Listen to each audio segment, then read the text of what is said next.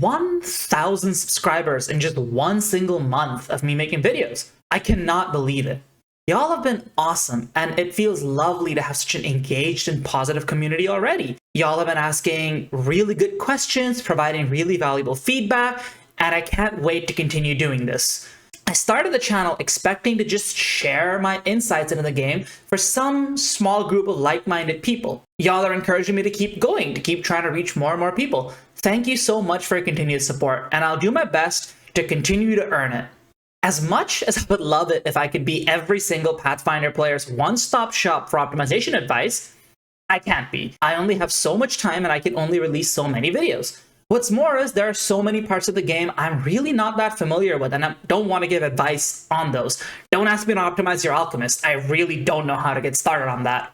Thankfully, there's so much other optimization advice out there. There are incredible content creators like Swing Ripper and incredible guides written by people such as Gordle who provide really good insight into how to play the game, how to be tactical about it, how to build your characters. Unfortunately, with how much advice there's out there, there's also quite a lot of misleading advice, or even advice that perhaps works at one table but would be considered unfriendly at other tables. Now, when I released the very first video that I did on this channel, I stated that my goal is to provide everyone with the tools to evaluate the game and make their own effective optimization decisions, rather than me just providing you with what I consider optimized. And don't worry, that's still happening, trust me. Well, in the age of the internet, the single most important skill for optimizing your tabletop role-playing game experience is to learn how to spot bad optimization advice. So here we go. This is our 1,000 sub special, learning how to spot bad optimization advice. Before we get started, a disclaimer.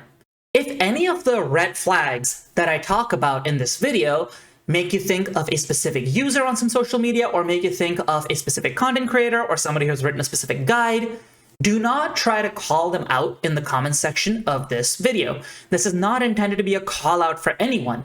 Anyone is free to provide whatever advice they think is most pertinent to the audience they're aiming their videos or guides towards. If they disagree with us and want to discuss it, they can do so in the comment section themselves, but do not try to quote others or call out others. If any such comment is found, I will simply remove it from the channel because I don't think it's productive, and my goal is to just equip you with the tools to make sure the advice you see online applies to your table. It's not meant to call anyone out, and I do not want that.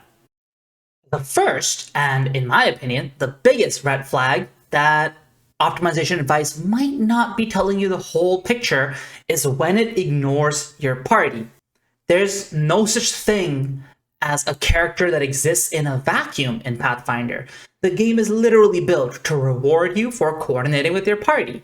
If you follow optimization advice that gives you 4 optimized characters who don't know how to coordinate with one another, that party will perform worse than one party that was built entirely on vibes, but they know how to work together. That is simply the fact of the matter in Pathfinder. The game is designed to reward teamwork and not reward build optimization. You can always build your characters to be good at certain tasks, but you have to always account for your party while you're doing that. There's no such thing as doing so in a vacuum. The other problem with this advice is it often ends up encouraging selfish builds.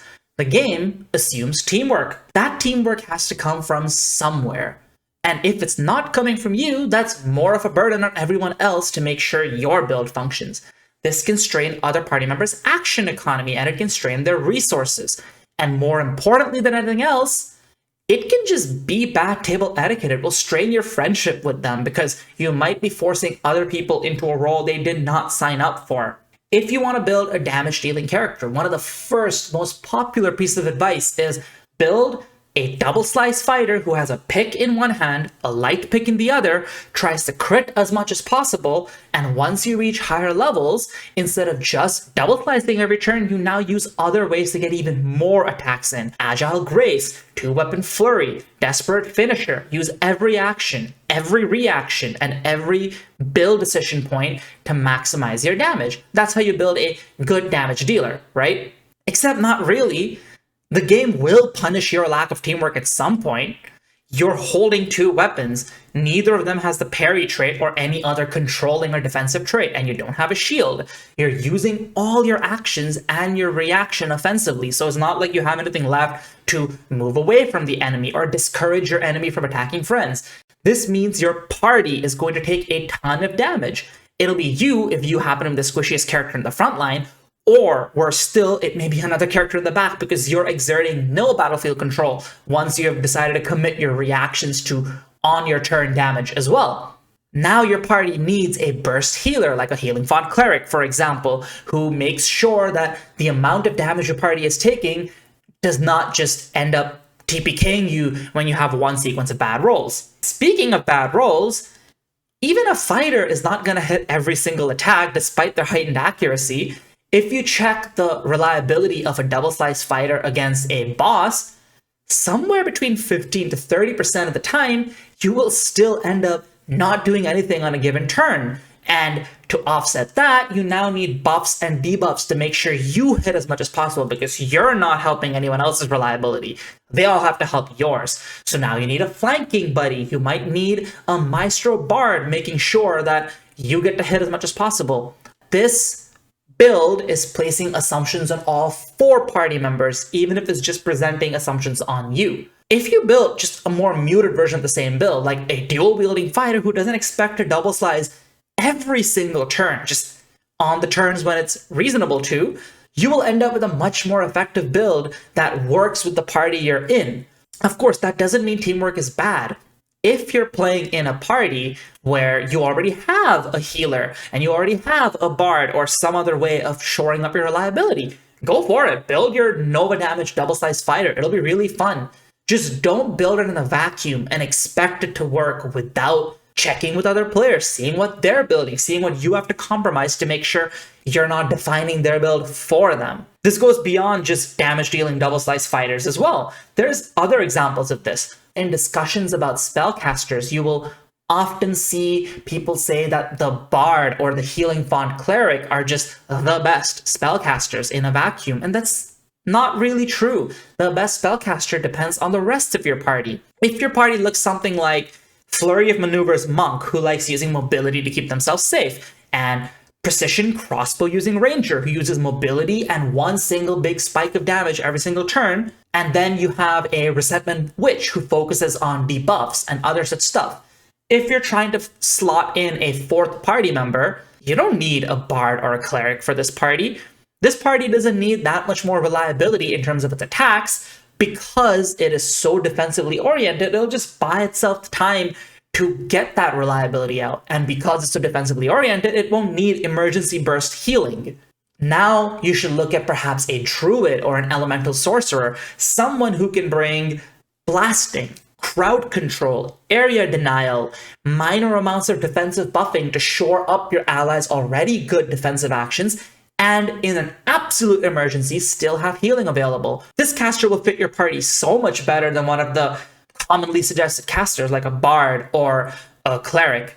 And that's ultimately this advice's biggest red flag.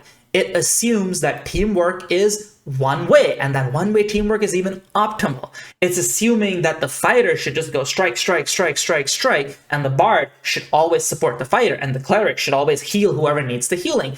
But that's not how parties in Pathfinder are supposed to be built. Everyone is supposed to be participating in teamwork, and if you have a character who's like, hey, I want to play a healer, great. But if you don't, you should not be optimizing your character as if you do have such a character in your party. The next big red flag is using a one-size-fits-all metric. Using a metric and presenting it as fitting a broader criteria of situations than it really fits, and using that to substantiate your claims, which may not hold true in all situations. And yeah, you got me. DPR is usually the biggest metric that tends to be presented in such a way, but it's not just DPR. I'll get into that later. Mark Seifter and Michael Sayre, both former lead designers at Paizo, have strong takes about DPR. I will link them both in the video description. Michael Sayre has posted on his Twitter that he considers DPR to be a relatively misleading metric, and he would prefer using total action efficiency and turns to kill while accounting for the damage of all 4 party members alongside their action economy when evaluating how a damage dealer performs. Mark Seifter has presented a similar take. In an Arcane Mark video, he and Linda talk about how using DPR without tempering it with things like conditional probability or damage kill thresholds can lead to misleading conclusions. My personal take is that DPR has one additional problem on top of that it is just so easy to look at and compute and understand that a lot of people just look at it and I think I have a good enough answer, but good enough is not good enough, which I will get into later. In statistics, the metric you use depends on the question you ask. What question does DPR answer? It's not useless. DPR answers a question of how do I do round after round of damage for a long combat as efficiently and as reliably as possible. But that doesn't take into account sustainability. That doesn't take into account turn-by-turn action potency. And that can lead to some weird inconsistencies if you use DPR to evaluate situations of not good in. In my Dehydrate video, I talked about how using DPR to evaluate AoE damage spells can lead to really bad conclusions, including the conclusion just being all AoEs are poke damage, therefore it doesn't really matter which you use, which isn't true. It really does matter which you use. AoEs in Pathfinder have a multinomial distribution to the way enemies pass or fail against them, or critically succeed or critically fail against them. If you account for the spikes that happen when you AoE a crowd, you will get a different result than if you assume they all took mean damage the way DPR assumes. Similarly, if the question is, how do I take an enemy down on this very turn? DPR doesn't really give you a good answer, and the Arcane Mark video that I link in the description below will go into that, so I'm not going to go into detail on that. Of course, DPR lost this poll. This video is not just about DPR, but it applies to other metrics too. Really, this one-size-fits-all metric usually stems from misunderstanding how an average applies and when and where it's valid to use such an average. DPR is just the most commonly used mean average. There are other metrics used commonly by players and optimizers that can sometimes fall victim to this. Let me give a pretty commonly used example. When evaluating spells, there's often this tendency of people to say, just evaluate it based on the success effect, nothing else. Where does that come from? An on-level enemy usually has a slightly higher than 50% chance of succeeding or crit succeeding against your spell. Since that is now the expected outcome, you should always plan as if the enemy will always succeed. Now, this on-level enemy is the center of the distribution of enemies from level -4 to level +4, which Pathfinder suggests GMs use. And level -4 enemies are weak anyway, so let's just ignore lower level enemies and only focus on equal or higher level ones. Therefore, you should always assume the enemy will succeed against your spell. Except that's not great advice. It just doesn't make sense to only look at the success effect. The failure effect does matter. The failure effect causes spikes. This is most relevant in AoE situations, just like the AoE damage I mentioned earlier. When you AoE a crowd of foes, some of them are going to fail. If you use, say, Freezing Rain on a crowd of foes, some of them are going to get slowed. Some of them are going to get slowed 2 instead of just slowed 1. You can't just assume the success effect is all that matters, because then that will lead to you under-evaluating spells where the failure effect matters. AoEs are just the obvious example, but even in single enemy situations, yes, you should throw your slow at your foe by assuming that they will succeed. You should use Laughing Fit, assuming they will succeed. But if they fail, that's a huge spike in your favor, and the rest of your team's strategy should be accounting for this. If you take out an enemy's single action and a reaction because they failed against your Laughing Fit, now your players know that they can just go and Nova the enemy and your healer doesn't have to worry that much about healing. That's a really important part of the strategy that will get lost if you just focus on the success effect and just pick spells based on their success effects. Now, a common defense used against this is that not all metrics are perfect. DPR is not perfect, but it's good enough. The problem isn't the imperfections of the metric. The problem is that in certain contexts, a metric can be actively misleading. The metric you use depends on the question being asked. If you ask the question that the metric is not suited for, it can just lead to a misleading conclusion, like AoE is just poke damage, ignore it, or martials should just strike, strike, strike every single turn, or enemies always succeed on saving throws, to take the example of the metric that was in DPR. Always evaluate the metrics being used to substantiate optimization advice in context of where they'll be used, because depending on the context, a metric becomes more or less valid. The next major thing to be on the lookout for, and my personal favorite, is the Muhammad WANG fallacy. Now, that's not a formal name or anything. If you ask a mathematician what I'm talking about, they'll probably just say you're failing to account for dependent, conditional, random variables, something like that. But my name's more fun, and I saw it on Reddit one day and it made a lot of sense, so I'm going with it. If I told you the most common first name in the world was Muhammad, you'd believe me. If I told you the most common last name was Wang, you'd also believe me. If I gave you those two pieces of information and then said, therefore, the most common full name in the world is Muhammad Wang, you wouldn't believe me. That's obviously not true. Why is that? This is where all that talk of dependent variables comes in. When you get one piece of information and another piece of information, they kind of tell you a bit of unknown factors about how they go together. They give you these unseen pieces of information that follow one another. If the first name is Muhammad, the last name is unlikely to be Wang. And if the last name is Wang, the first name is unlikely to be Muhammad. I'm sorry if there is a Muhammad Wang, but that is a rare name. Where this matters in Pathfinder is that a lot of math presented online assumes a perfectly average enemy. For example, when you're making a damage dealing chart about single target damage, which is a really common way of optimizing characters, you do so against an on-level, high AC, moderate saving throw enemy. And this makes sense in theory. On-level means they're smack dab in the middle of the level range presented to you for the GM. High AC is the most common AC, and moderate save means you're not assuming the caster has information about whether the enemy save is higher or lower. On average, you'll probably hit the moderate save the most. Reasonable assumptions all around, right? But is this damage really single target? Think of the whole sentence in context. Is this single target damage?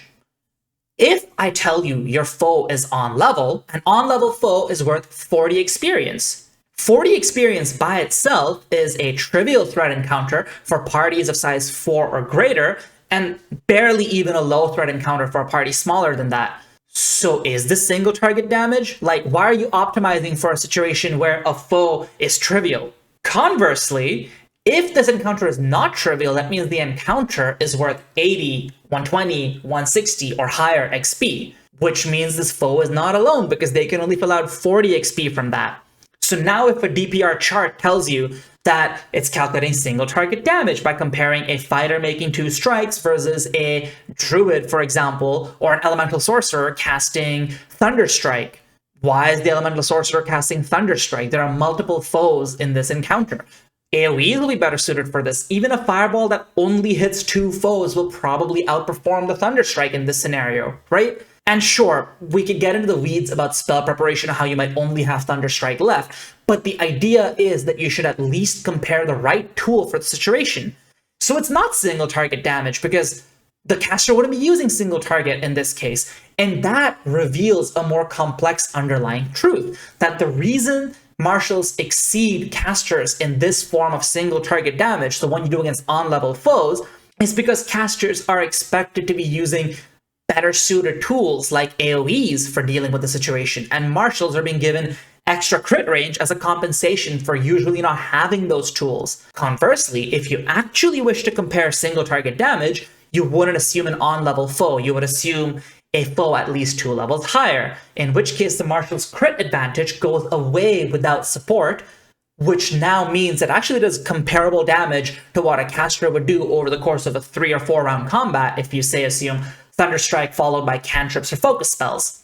Assumptions about the enemy inherently inform what the players will do, and if you don't account for that, if you assume the players are making their decisions without looking at how the assumptions affect those decisions, then you will lead yourself to an incorrect conclusion. And oftentimes, this is unintentional. The Muhammad Wang fallacy can be hard to spot because you may not even be aware you're looking at dependent variables. This also goes beyond just build optimization. This can actually make a difference for at-the-table decisions too. For example, there's a tendency to underrate fortitude targeting spells because on average, they tend to do less damage than reflex targeting spells. But if an enemy has a lower fortitude, it will often have a lower HP to go hand in hand with that, which means that extra chance of spiking a high amount of damage actually matters more against the smaller health pool.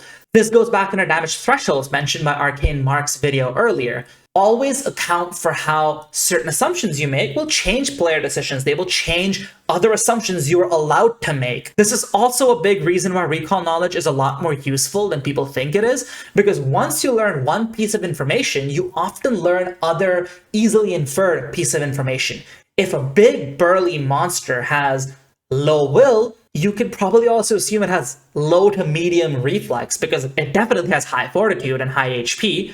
You can maybe even assume it has a slightly lower than average AC. All of these dependencies between variables is a very important part of optimization to account for, and failing to account for it can mislead you. The final red flag, and this is probably the most common one, is failing to account for the fact that Pathfinder 2nd Edition is its own game. It's not D&D 3.5. It's not Pathfinder 1st Edition. It's not D&D 5th Edition. These are all different games with different metas and different truisms about optimization. And people assume that certain truisms that were repeated in other games always hold in Pathfinder 2e because it's a D20 game, and obviously 50 years of experience trumps just random math, right? Right? No, and unfortunately it doesn't, because Pathfinder 2nd Edition is that different from its predecessors. Not all truisms are bad, just make sure to always critically analyze them. So here are a few examples of such truisms. To be clear, I don't have experience playing 3.5 edition D&D or Pathfinder 1st edition. I only have experience playing 5th edition out of those. However, I have been given the impression that a lot of these truisms do apply to the other two games. If that isn't true, I apologize, and do correct me in the comments and tell me what I may have gotten wrong. The first truism is single target damage is more valuable than AoE damage. This truism does very strongly apply in 5th edition. Novaing down a foe and bringing them to 0 HP is really crucial in 5th edition because of the way bounded accuracy scales with the action economy.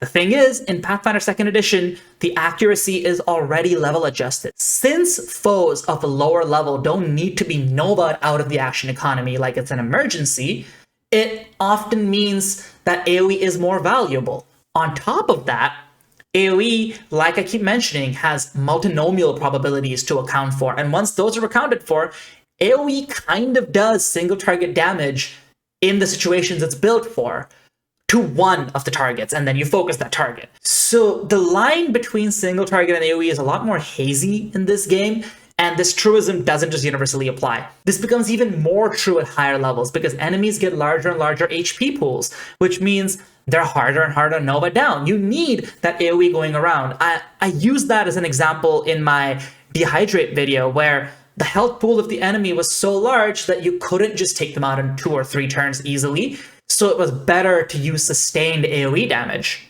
Another commonly used truism is martials should only focus on damage. This usually stems from the fact that martials in other editions of D&D and Pathfinder were not all that flexible. It was kind of hard to build them into a character that could be good at things that were not damage, and oftentimes they could be outshined in damage too, but at least they could keep up in damage. That isn't true in Pathfinder 2nd edition.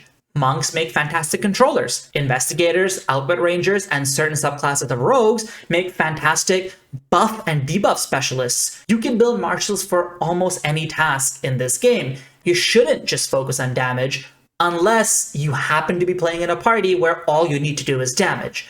If you focus on more, it will probably be more optimal for most parties, as well as probably just be a more fun experience, because doing the same thing again and again can get old real fast.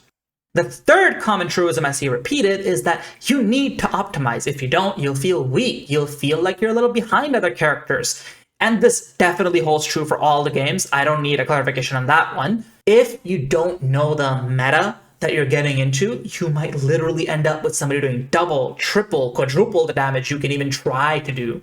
You will end up with people wiping out the combat on the first turn with a single spell while you're blasting off spells. This also presents a weird situation for GMs where you might actually be too weak and they can't account for it because everyone else is too strong. You can't meet that in the middle when the difference is so large. This doesn't really happen in Pathfinder 2nd Edition. If you build a character almost purely based on vibes, just because you thought it was flavorful, as long as you pick reasonably competent options, so you don't do things like dumping your main ability score or dumping all spells but one, like just always throwing out one spell, you'll probably end up with a character that feels good enough. And the majority of your optimization will come from how you coordinate with your allies, not from how you built your character.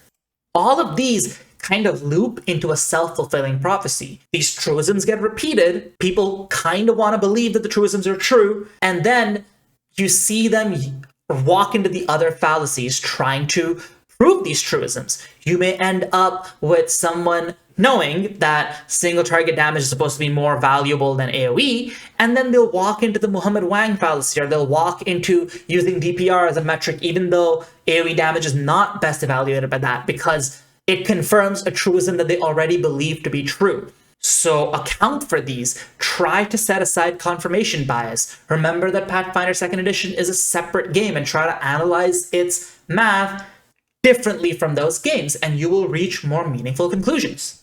Ultimately, all of this just boils down to context.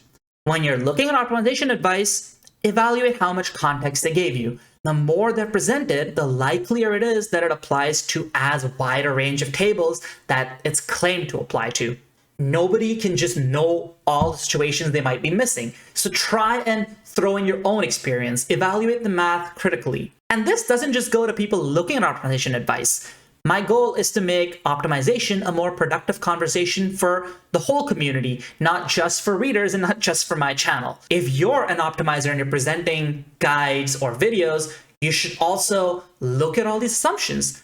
You should look at how certain assumptions lead to other assumptions. You should look at whether your metrics are right for the situation. You should look at evaluating every single thing you thought is true from other games you've played. The more you do this, the likelier it is that the community as a whole will find optimization to be productive, rather than this unproductive loop we sometimes get stuck in, where one person says Nova damage overall and the other is like, I literally don't know what you're talking about. I have never seen that work at my table.